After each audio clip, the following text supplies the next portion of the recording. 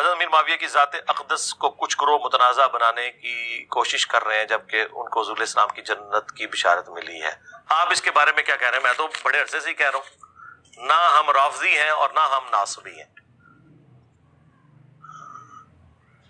پتہ نہیں کیا لکھا نہیں بتائے گی.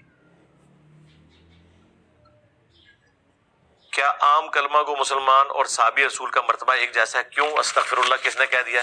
کس جاہل آدمی نے یہ بات آپ سے کی ہے؟ ایسے ہو ہی نہیں سکتا.